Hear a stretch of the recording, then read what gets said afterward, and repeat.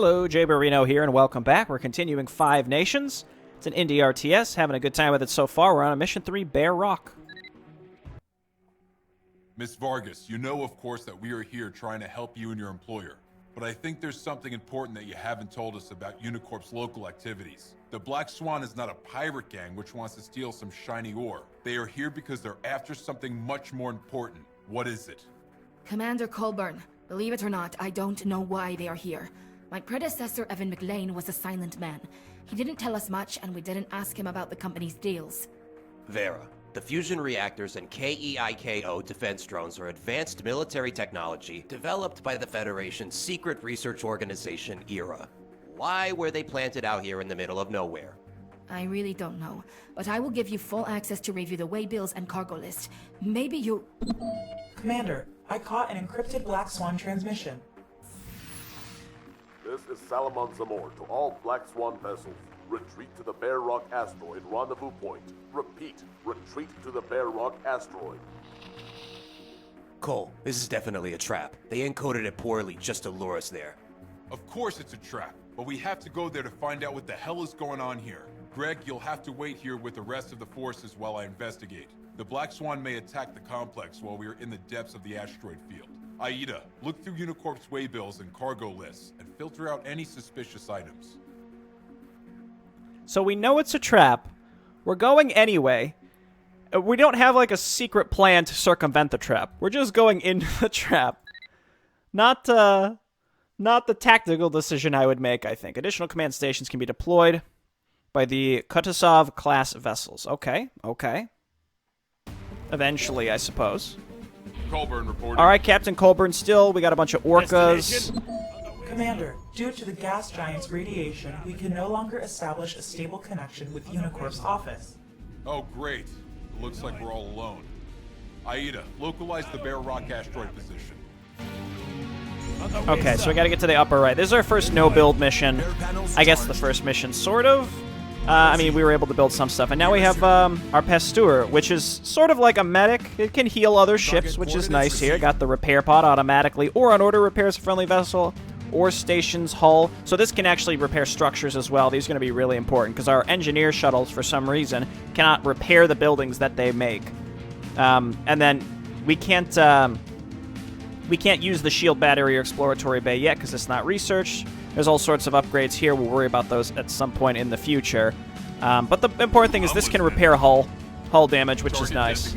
Plus our hero has regenerating shields. Make it happen. So let's get going, and probably going to use that flechette strike quite a lot. We won't be able to replace them from here. Fortunately for us, these Pasteur-class vessels can repair any damage. Make it happen. Updating coordinates. Okay, repairability automatically repairs stuff, and they're based on energy, so they can run out. So these guys are pre-placed. This is, like, perfect for a flechette strike, I think, so just blast them, hit them. Really long range as well. That's going to kill all the fighters. And let's go ahead and just auto-attack with the rest of our units. And if anything takes hull damage, the Pasteur will stop, and it will repair it. So we have to be careful that it doesn't accidentally fly right into enemy fire. Is there even anything up here? It doesn't look like it. Updating coordinates. So if nothing is taking hull damage and it has nothing to do, and you auto-attack with it, it's going to be like a High Templar, in that it doesn't have an auto-attack, so it just sort of cruises right into enemy fire, or like a medic from Brood War. But if it has something to heal, then it'll go ahead and zoom up to it and heal it rather than blasting into enemy attacks. This is another, again, flechette strike, I'd say. Get him. Make it happen. We don't want to get too close because we don't want to draw them right to us, but this should be perfect. Excellent. That's... Oh, I was going to say, I thought that would have killed the barricade stat, but it doesn't. There we go. Heal me up. Perfect. I'm listening. And if we auto-attack, then it'll still sit there and heal, which is nice. By the way, this game has a banger soundtrack. I had not mentioned that in the first two missions, but that's one of my favorite parts of this game. I think that the soundtrack is excellent. Very spacey. Target designated. Very important for a space game. Use these abandoned orcas.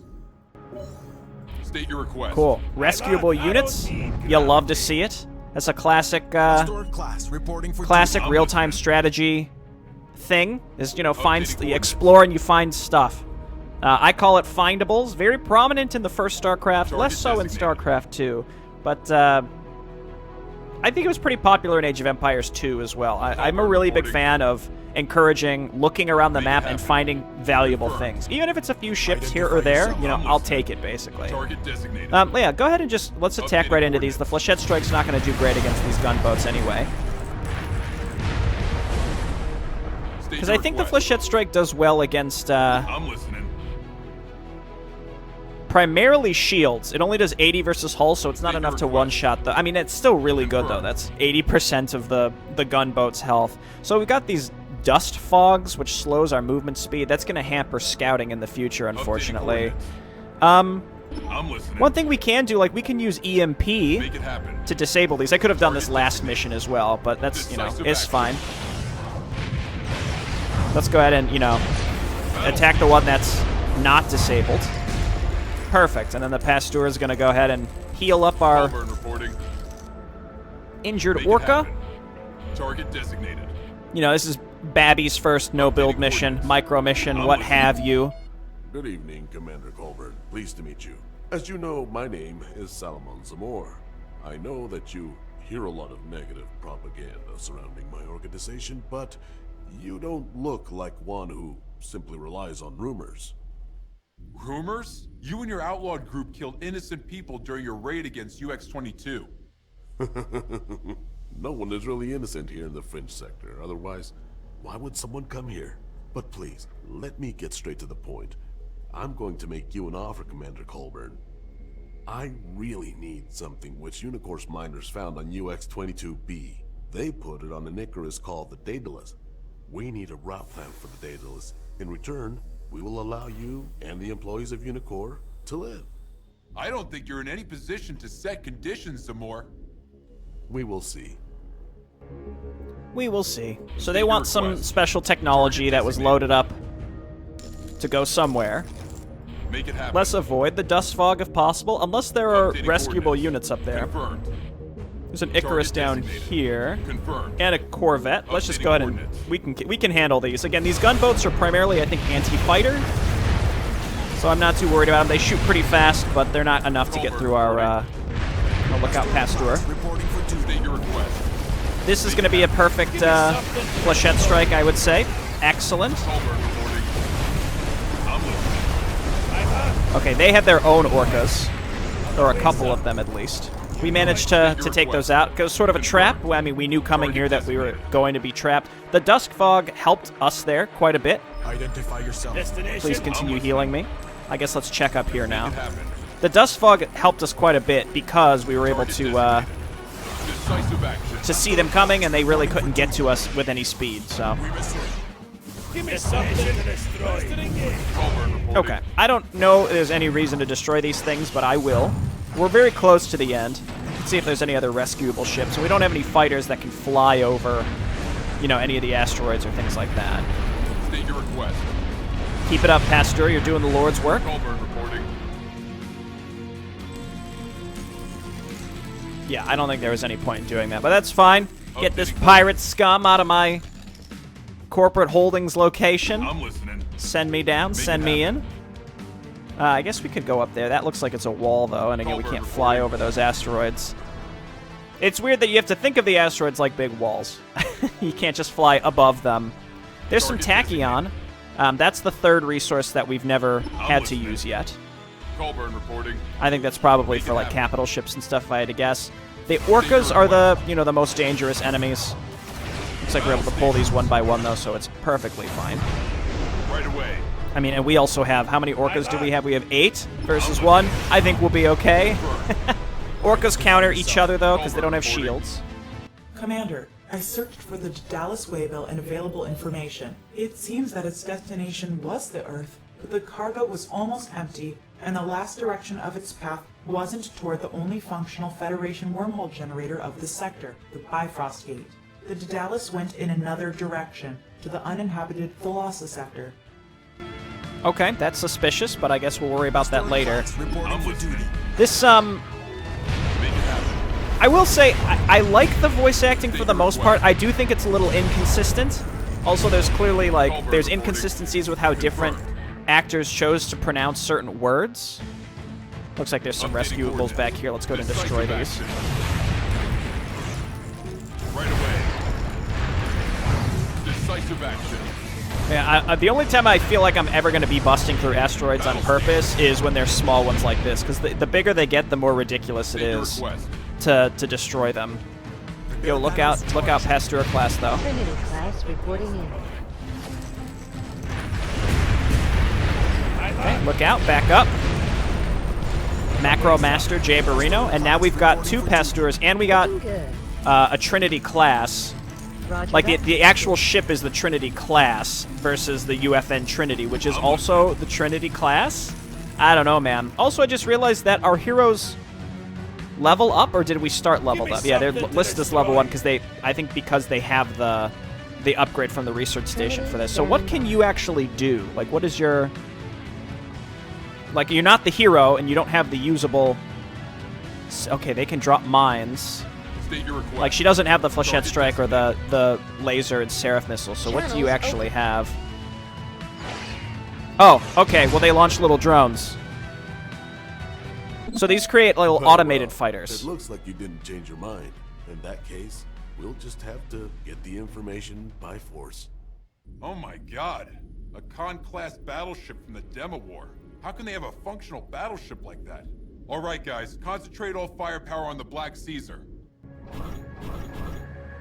Okay, sounds like they have a capital ship. We're going to just make sure that we EMP that as early as possible before it kills us. So this seems like it just launches... Okay, yeah. EMP this, please. Oh my gosh, okay, that just one-shots our orcas. Let's just make sure we're attacking this thing. We got our little fighters in here. I assume those do pretty good versus shields. Trinity standing by. I'm surprised and rather impressed by your capabilities. I'd like to avoid further bloodshed, so I surrender myself to you in return for the lives of my brothers and sisters. Commander, I've received a weak transmission from Unicorp's UX-22 complex. Cole, what the hell is happening out there? I've been trying to reach you many times. We got a big problem. Point Custer is under attack by unknown forces. Admiral Buckner has ordered everyone back to protect the Bifrost Gate. Come back as soon as you can. Okay, we got him. Okay, on the victory screen, I can still read these, because I wanted to see what these actually do. So it creates the little drones, so it has 3. So I'm trying to discern the difference between this and, like, a fighter carrier. I think a fighter carrier is probably better, if I had to guess, because you can carry way more fighters. This is only 3. It can control them, repairs fighters that are docked in the hangar. This vessel reactor melts down after destruction. So this is strictly a negative. If it blows up, it's going to blast everything. The thing is, it's meant to be a support vessel that hangs out in the back and launches the fighters forward. If there are enemies right on top of it, then we probably already lost the engagement anyway. But it sounds like, yeah, if this thing gets destroyed, it's going to take out a lot of your backline fleet. Though I don't know how much damage it legitimately is going to do. It can decrease drone creation time, I guess. And you can eventually be able to build mines. Can use several kinds of instruments to detect an enemy. So these seem like they're little, like, stealth mines. Interesting. Okay. Well, nice little short map. Again, it feels like this campaign is introducing technology at a nice staggered rate where you're getting just a little bit each mission, as opposed to, like, hey, here's the first mission where you can make fighters. Oh, here's mission 2 where you can build literally everything. It's a nice little introduction so that you can learn what each unit does. All right, thanks everyone for watching. I'll see you next time. Bye-bye.